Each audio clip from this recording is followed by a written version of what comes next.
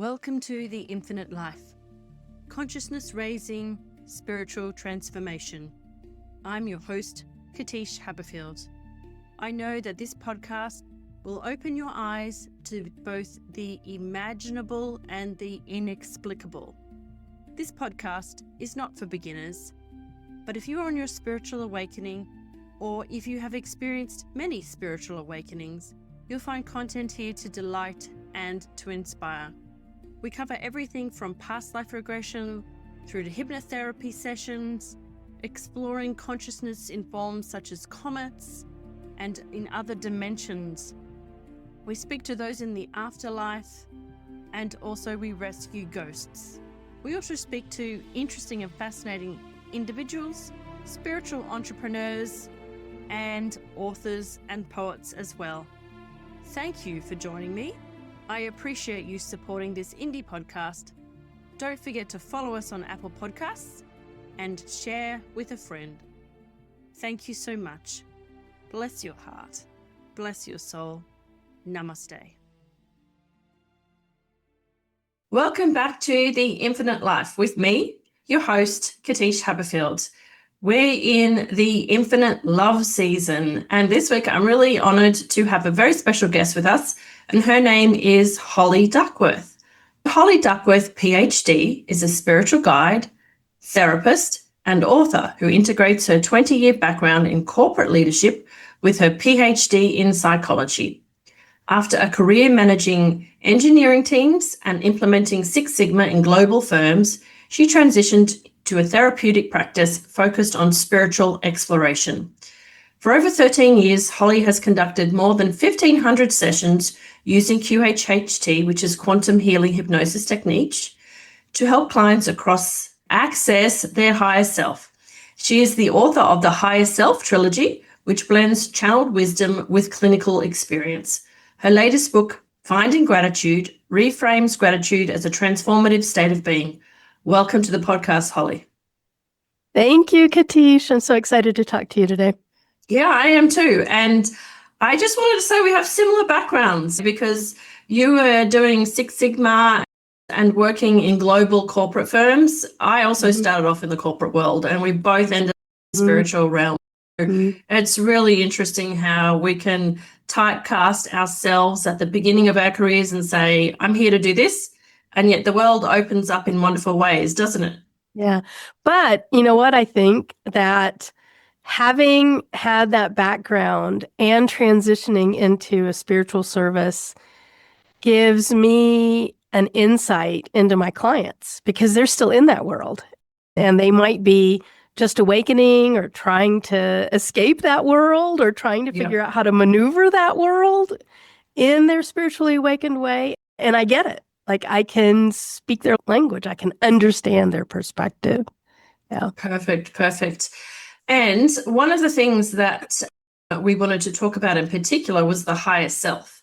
And Dolores Cannon is your inspiration, I assume. Yes. She has inspired many of us, and many of us have read many of her books. How you decided that the QHHT path was going to be the path that you would take. What were the sort of signs from your higher self that said, this is what calls me? Yeah. It was a baseball bat to the forehead sign. Oh, okay. It was not subtle. It was pretty tragic, actually. Oh.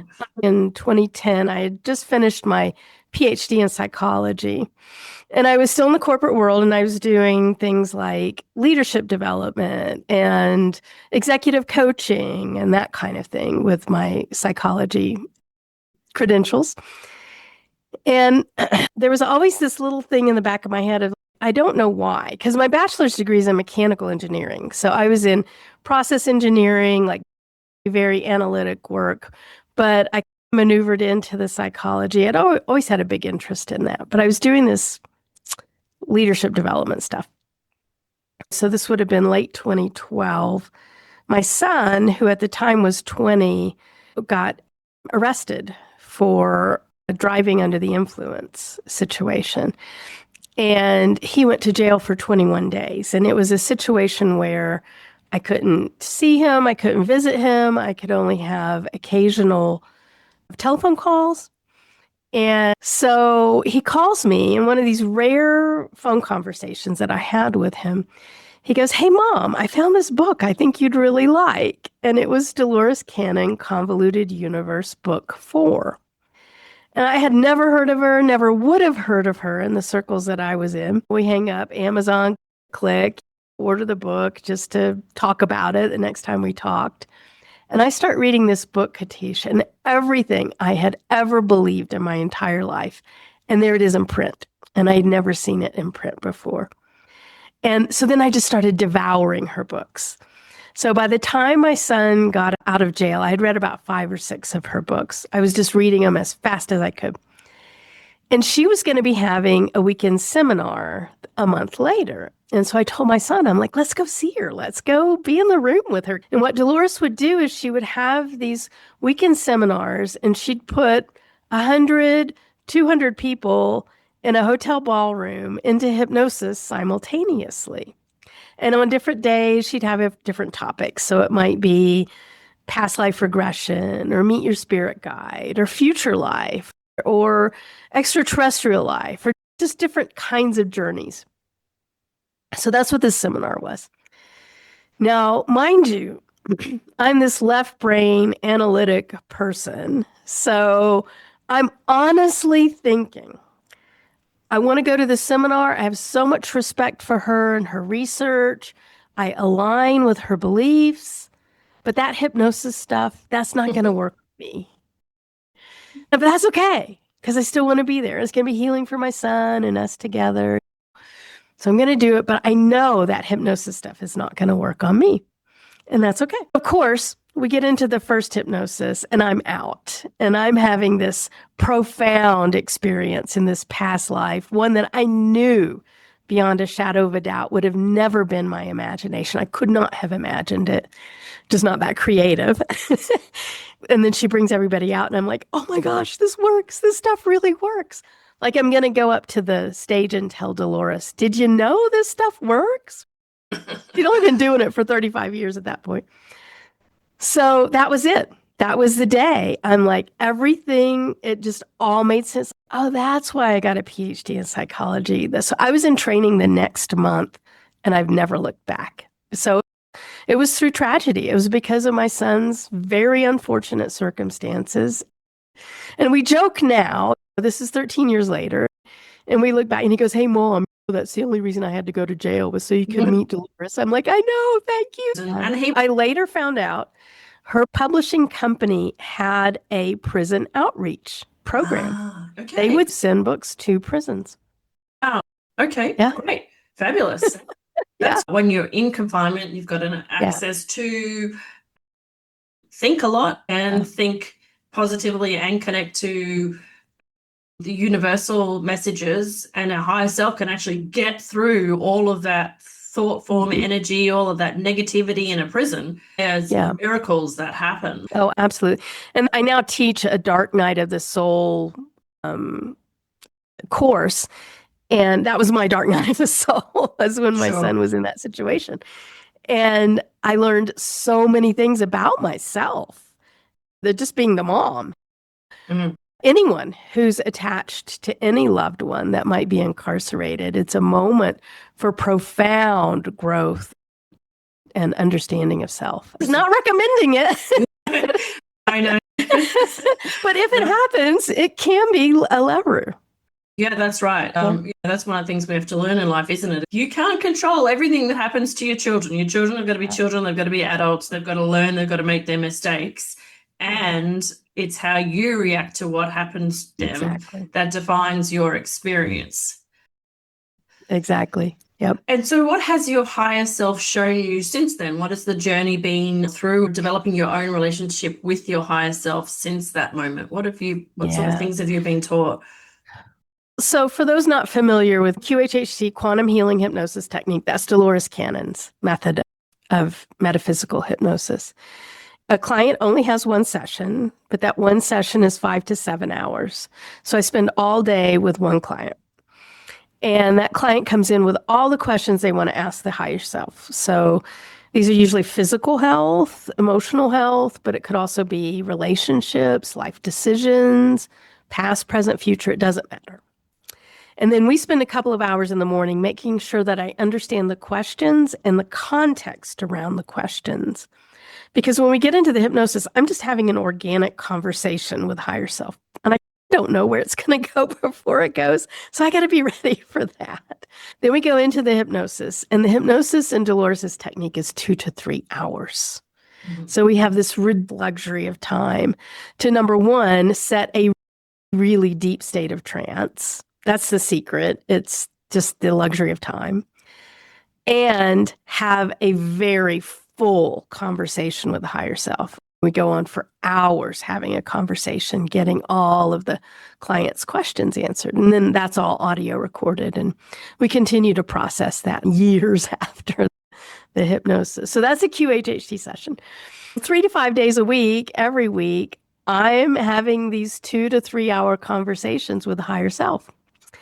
And that kind of how my first book came about. I was not only freaked out about how similar the client's questions were, especially on a couple of questions, but I was really freaked out how similar the answers were across people that did not know each other. Mm-hmm. And so my first book in the trilogy is Finding Purpose, Surprising Wisdom from the Higher Self. And it's a compilation of over 400 of these QHHT sessions. And the answers to what is my life lesson? What is my life purpose? And how do I connect with the higher self? And so people were just, when I first started, like almost everybody had these questions.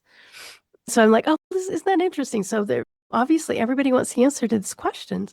And then, like I said, what really freaked me out is all the answers were the same. For example, I did a very rigorous form of qualitative analysis, of course, given my background on these 400 sessions.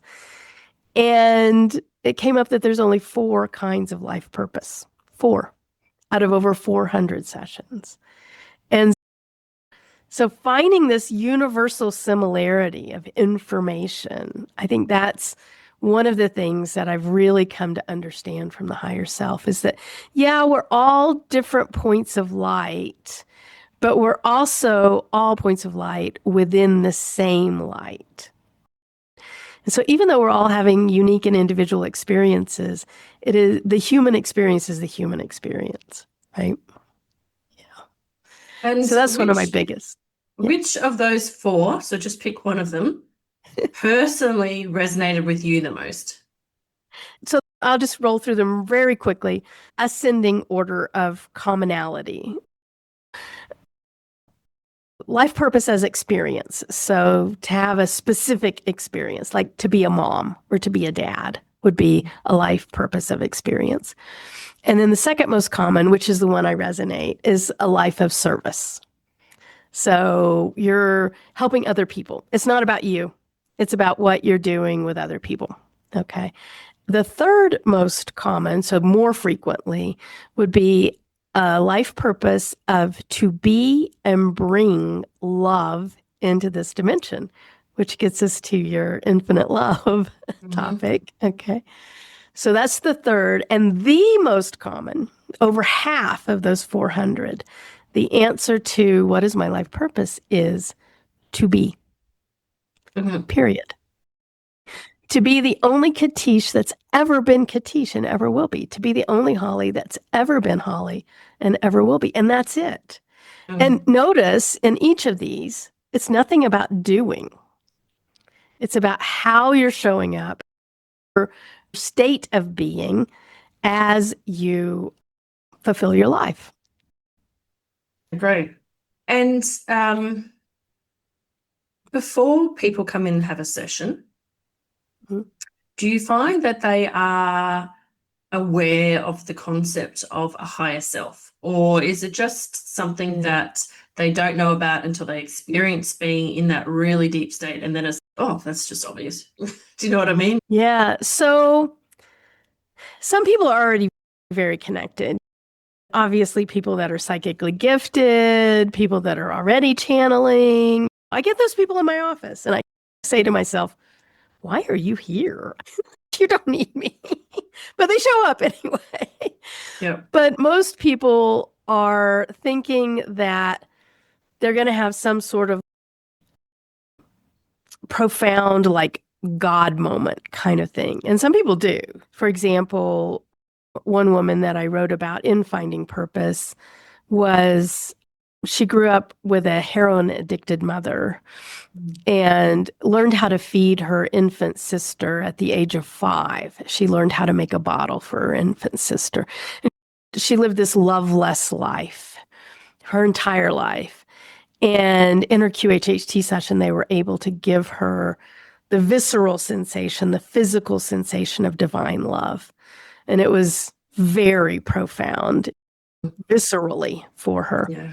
So there are God moments like that.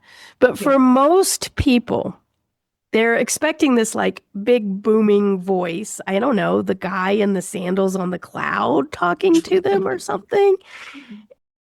And then what actually comes through is like, I already knew that. It's, yeah, because you're always connected to higher self. They've been trying to talk to you, but so often we just dismiss it.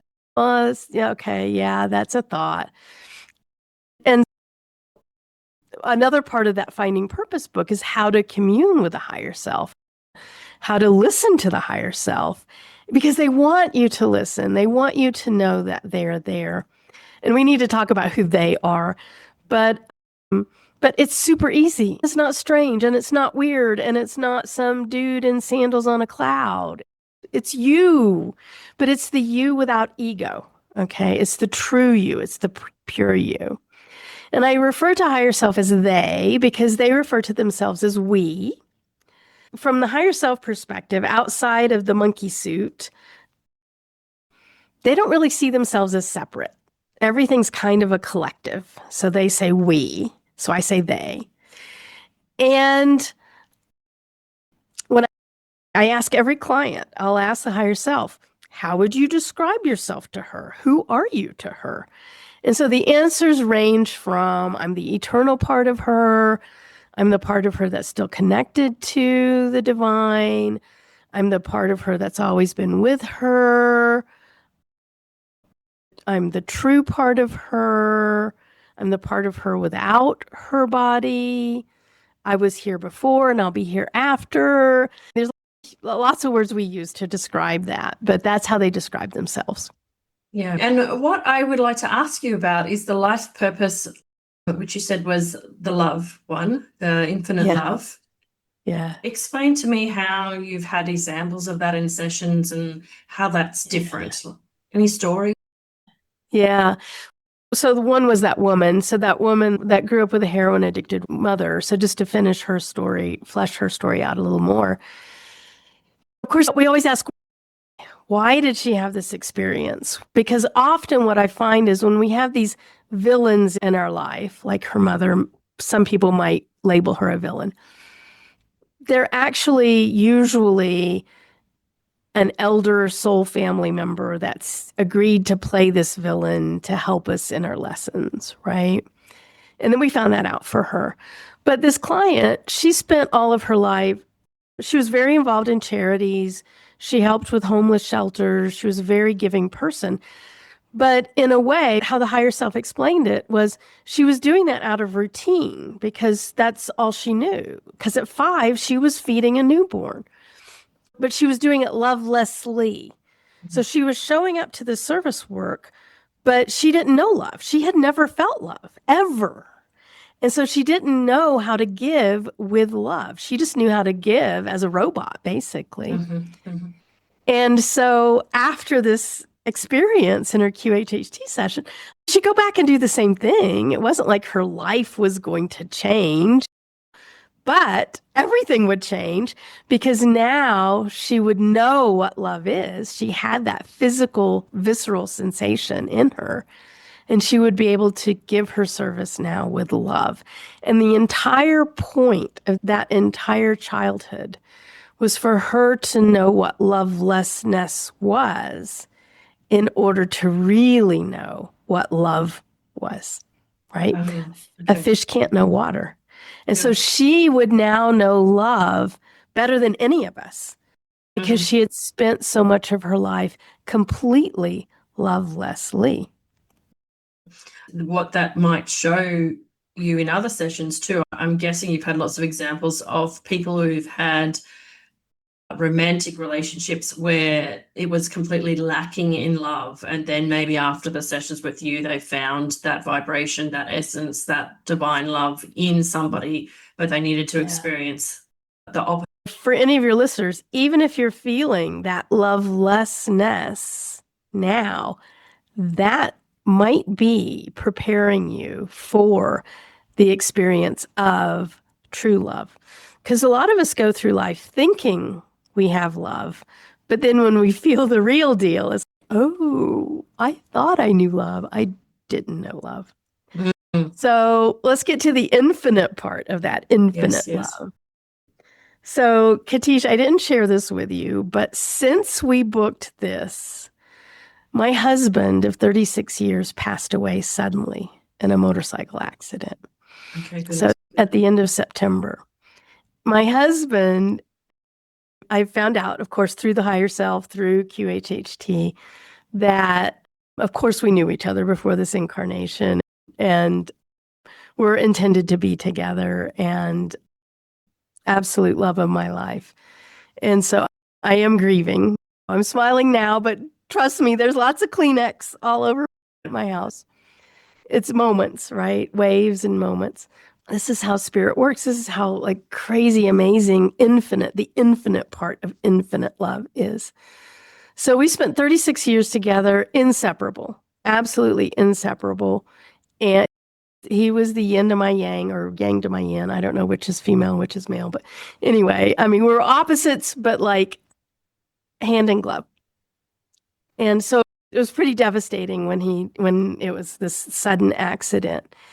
And I still had sessions like in the coming days. And I'm booked usually many months in advance. People fly in from all over the world to come to sessions. There aren't very many level 3s in the world. Level 3 just means we're certified to be practicing exactly as Dolores did.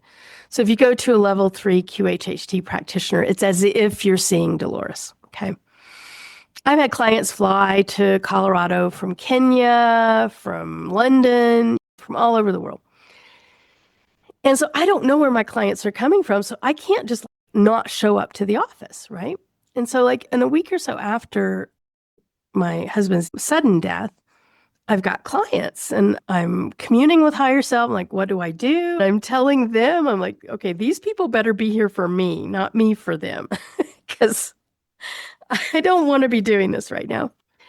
Do you know that a handful of the people that showed up in those coming days were psychic mediums? And like I said, I get those people. I get channelers and psychic meetings coming into Q. And I always, when they show up, I'm like, why are you here? I knew these people were here for me, right? And every one of them graciously allowed my husband to channel through them. So I was able to talk to him immediately after. And I had one of the psychics, this was 6 days after he had passed, and she channeled him very clearly. He and I are having a conversation through her in hypnosis, and he's telling me things that there's absolutely no way she would have known about. Very private and intimate details of what was going on around us. And it was a lot of activity going on, obviously. And so she wakes up from hypnosis and I'm like, oh, I'm so grateful for you doing that to me, because we don't normally do that. Have our own, but here's a psychic medium in my office. I'm like, I think spirit sent you here. And she goes, how long did he pass? How long ago did he pass? I'm like, 6 days. And she says, normally I can't talk to them for 3 weeks. That's amazing. And I'm like, it doesn't surprise me because we were so connected at a soul level. One of the last things that he said to me through her in her session was to try automatic writing. Now, I don't know if you've ever heard of automatic writing. I had never done automatic writing. I had clients that have done automatic writing. I have friends that do automatic writing. I had never done automatic writing.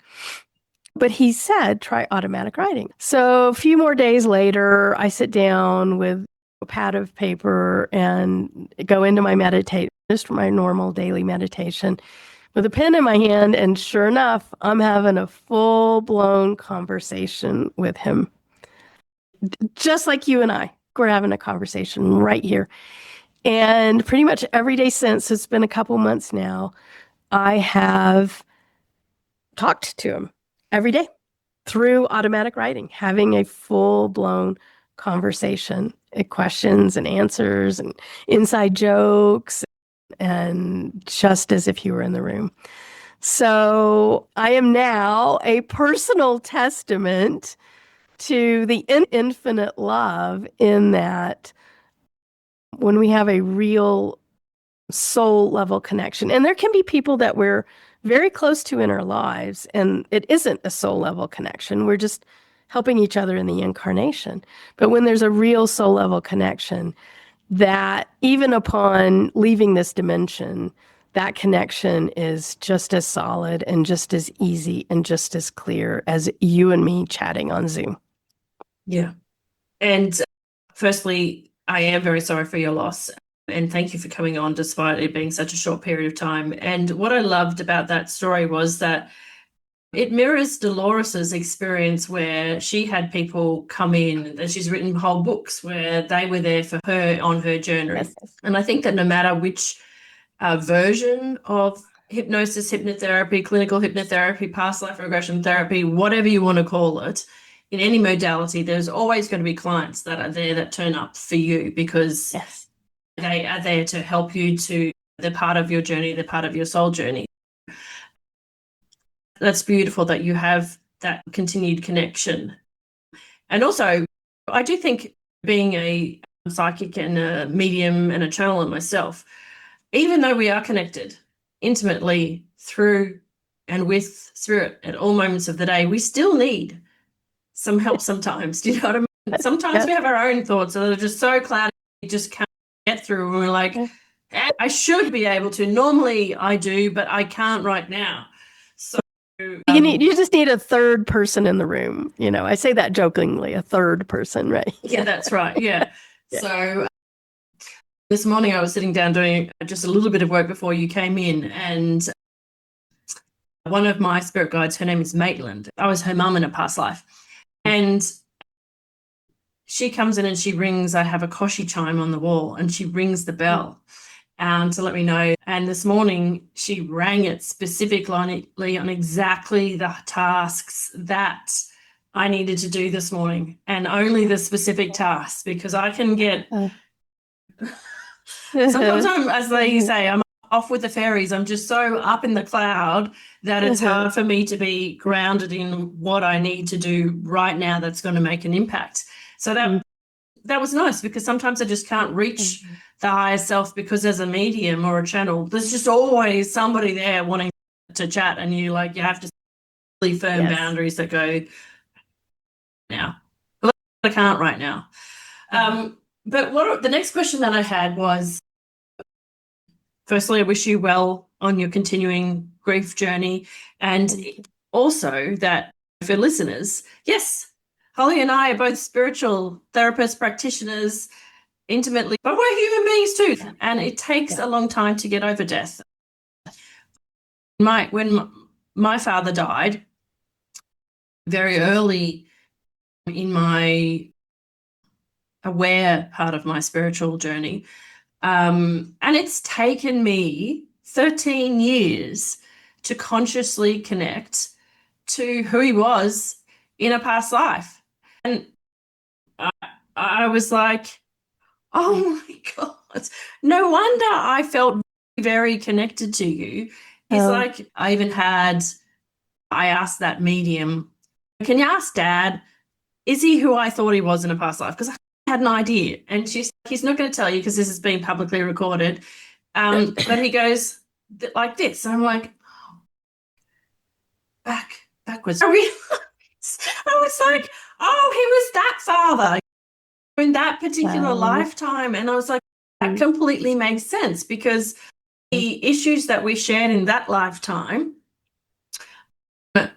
which were around legacy and money and being unique individuals in comparison to our rank and title, did transfer into this lifetime. And they were some of the things that have been the most freeing and also the most frustrating part of our relationship. So, yeah, because I thought my dad, it was interesting. I would say to anybody, I think my dad has got me out of anybody that I've ever met. He got me the most, but he certainly didn't get why I did what I did, and I frustrated him a lot. But when I finally tapped into why does he get me, it's because he's been my dad before, and it took until he died, because he wasn't in any way, shape or form religious or spiritual in this lifetime. It makes me, I get that heart feeling straight away. And so I had to figure that out on my own, because his challenge in this lifetime was to not be spiritually in touch. He would prod and poke me on my journey by doing the right things, like dropping me off at church as a small child, because he said I needed to learn the fundamentals of religion to determine myself whether I wanted to be religious or not. The answer was no. But yeah, when you then can look back, because you've been into for him, I have done that past life regression for myself, and I didn't see him in it. But once I connected the energy, it was like, it's just like suddenly very funny. It's totally not funny in that lifetime, the relationship between us. But it is funny now, because it's like, I got the cosmic joke. Yeah. I don't know if it's like this for you, but absolutely souls have personality. But it's a different personality than the human personality. I don't even know how to describe it. It's just not worried. It's just, they're eternal. What are they in a rush for? And so it's kind of more peaceful, like more above board, I guess, feeling to it. And so as I was automatic writing with my husband, Gene was his name, as I'm automatic writing with Gene over the coming days and weeks, he stopped sounding less like Gene and more like higher self, more of that feeling to it. And I'm like, what's going on? And I asked him up front, I'm like, why? Like, you're using words you wouldn't normally use as Gene. I'm just getting a different vibe, a different attitude. He goes, yeah, I'm dropping the Gene suit. Yeah. But this was weeks after he had passed. So he, even on the other side, he kept some of that. And then he got to decide, I'm dropping some of the Gene suit. Yeah, because what I think is profound is that we don't have to do anything, but they would like us to connect to the internal essence of them rather than just the suit that they wore. Yes. And that's a hard one to connect to once somebody is grieved. So I salute him for making that very quick transition. They're like, I've got lessons or things to teach you, and I want to transmit that infinite love to you. But you have to get past seeing me as this suit, that character, that role. And it might take you your whole lifetime, but I am more than this, and I will never leave you. Yeah. But yes, you're still a human, so you're still allowed to grieve me. Yeah. There's more parts of me. There's a whole bouquet. There's a whole forest of me. Here's another fun story associated with that. So one of the things that psychic told me, that I told you, she's through channeling Gene, there were things he said that no one else would have known, right? She certainly wouldn't have known. As he was passing, right before he passed, he was reading, he was into, his stepdad was a musician, he was into rock and roll and the Beatles, the old rock and roll guys. And he had just finished reading the biography of Tom Petty, the singer. And he just liked that kind of stuff. That was his bag. And one of the last things that he said through this psychic was, and while I'm here, I'm going to look up all the old rock and rollers. She wouldn't have known that. I didn't say anything about that, but he's telling me this. And so I'm just like, okay, that's funny. I'm going to go look up George Harrison in heaven, right? Many weeks later, I asked him, oh, yeah, did you get a chance to look up the old rock and rollers? And he goes, but it's not them. It's just their essence. Like he was disappointed. Yeah. Because they're not rock and rollers there. Yeah. They're just pure souls like everybody else. Oh, darn. I wanted to go sing Blue Suede Shoes with Elvis, but he's finished being Elvis. So, you know. He's just pure infinite love. He's not Elvis anymore. Dang it. Yeah. Interesting. And the next thing that I wanted to ask you about when we're talking about infinite love, and this is one of Dolores's specialties, is obviously we have resided on locations and dimensions that are not Earth. And so some people are very open to connecting with the essence of their energy from other planets or other forms of consciousness. But it is, obviously Dolores did a lot of work on abductions and the lessons from that and stuff like that. So there's this collective fear of quote unquote aliens and what they do or don't do to us. And sometimes we can't even get past the fact that we have been aliens in other lifetimes. Do you have examples of, have you had sessions, I'm sure you have, where your clients have connected to the infinite love of souls or consciousness that they have experienced or been in relationship with in other locations other than Earth? Almost every day of the week. Yep. We've all been. And here's what's fascinating to me about that. Many, literally, hundreds and hundreds of experiences of life on other planets. Planets made of gas, where the people on the planet are gas. Planets made of crystals, where you walk into the crystal and you live inside the crystal. Planets with gorgeous crystalline domes, and that's where you live. All manner of spaceships, tiny little spaceships, great big giant motherships, all kinds of experiences. What's fascinating to me, though, about all of the extraterrestrial experiences, most people come in and they'll have a question on their list of questions of, am I Pleiadian or Arcturian? Or maybe so-and-so told me I was Lyran. Am I or am I not? My astrologer told me that I need to pay attention to Sirius, the star system. Does that have anything to do with my soul? And the vast majority of the time, most people have had lives outside of Earth. And when I ask, so the way we ask questions in QHHT sessions is it's complete neutrality. There are zero assumptions, right?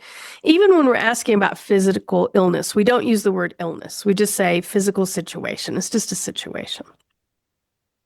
So we approach every question just completely neutrally. And I'll ask, I'll say, has Mary had other lives outside of Earth? Oh, yes, hundreds. Would there be like a place in the universe where Mary's soul would be more familiar than another? Oh, yeah, she has a home. She has a home system. Oh, okay.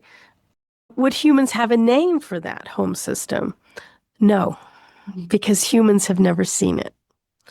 And so people want to get hung up on these 4 or 5 star systems that we know about, which is like not even the tip of the iceberg of star systems and planet systems out there. 99.999999999% of all places outside of Earth, we've never seen. We don't have a name for it. We don't even have a number for it because it's so far away. And so the higher self will just say, humans don't have a name for it. And I'm like, okay, could you describe it to her? Could you describe some of the features about that? And then they can do that. Yeah, interesting. And I put the double thumbs up because On the podcast, I did do what we called a star seed season because I saw it on social media, and then we did a whole series of sessions. And I think two of the people that participated in that series had lifetimes with places that were mentionable in human language. Like, no name for it. There's no language. So yeah, it's sure you can do tests. You can do the multi-choice test. You can, if it makes you feel better, live there. Maybe you did put on the suit of being a Pleiadian once or twice, but you're far more complex than just one. I did have the higher self one time go, we can try to make the sound, but it was something like, or something like that. Yeah. The other fun thing, and Dolores wrote about this, in addition to the extraterrestrial experiences, is all of the other lives we've had as what we think of as inanimate objects. Trees, rocks, planets, stars, all kinds of those things. We've all also had lives as those kinds of things as well. Yes. And I do remember when reading that from Dolores originally, I was like, no. I just couldn't wrap my head around it until I was shown how to communicate with the trees outside of my house and the rocks and get the messages. And I was like, oh, yeah. Until I experienced somebody who was a client who came, she said, the only way I can explain it to you is I was a comet, but I'm not a comet. I'm the energy that is with a group of other conscious energies that form what you call a comet. And then now I'm like, every time you see something and there's a comet, I'm like, ooh, I wonder who's in there. It's just open your mind. You're like, oh, what are they off doing? It's just so fascinating. Yeah, I had a client who regressed as a rock, a remarkably boring life, and absolutely nothing happens. And Dolores's process has us take the person in the other life through hypnosis through the death process. And I'm like, oh, I'm panicking the first time this happened. And I'm like, how does a rock die? I don't know how to make a rock die. And so I had to ask the rock. And I'm like, do you die? And they said, well, at some point in time, I'm just finished with this experience. And the soul just leaves the rock. And so then I ask, as the rock has passed, I'm like, look back on what was the purpose of that life? And the soul said, to rest. I'm like, if you wanted a vacation, that is a perfect life to be a rock, because ain't nothing going to happen. Yeah. Interesting. We're coming close to the top of the hour, and I could talk to you forever, but what would you most like people to understand in terms of the theme of this series of infinite love and your connection to your higher self? What would you like to leave them as something to think about? I do want to point to the books, and it's going to get the last book in the trilogy is, I think, the most important when it comes to this idea of infinite love. So the first book in the trilogy, we've talked about finding purpose, surprising wisdom from the higher self. And that's this, what is my life purpose? It's one of these four. So while you're waiting on your QHHT session, you can read the book and figure it out. The second in the book is finding forgiveness, surprising healing from the higher self. And that one's a how-to on forgiveness. And it was just an observation about how often the higher self uses forgiveness for physical healing in session. So if you're having some sort of physical situation, you might stop and think about what you might be needing to forgive. And all forgiveness is ultimately self-forgiveness. Might be some of that. But the third in the trilogy, and the higher self intended them to be read in that order. They grow through a spiritual kind of growth thing. But it's finding gratitude, surprising growth from the higher self. And it's this idea about how we live, our resonant frequency, how we show up to our life. Gratitude not being a list of things you journal at the end of the day. Gratitude, that's all wonderful. But gratitude being the vibrational frequency that you choose to be, okay, in a state of gratitude, even in the depths of despair, of grief, okay? what that does for soul growth, how we can amplify and accelerate our soul's growth with how we show up to this life, okay? The only point of the incarnation in the first place is for soul growth, right? So you can actually help your own soul growth with how you show up, and it's with gratitude. And gratitude means infinite love for every moment, right? Love infinitely deep and infinitely wide in every moment, even when I'm on my knees sobbing in grief. I can have gratitude for having had a love that grand in this life that I would grieve that deeply, right? So even it doesn't mean it's all kittens and beams and rainbows that we're grateful for, but that grateful in every moment, even in the deepest, darkest pain, is being in a state of infinite love. And then that presents your soul with an amplified and accelerated growth, which is the whole reason you're here. Perfect. I'm just going to leave it at that. Just let that, everyone can just let that sink in. And I will say thank you so much for being with us today. I really appreciate it. Thank you, Katish. It was a blast. Namaste.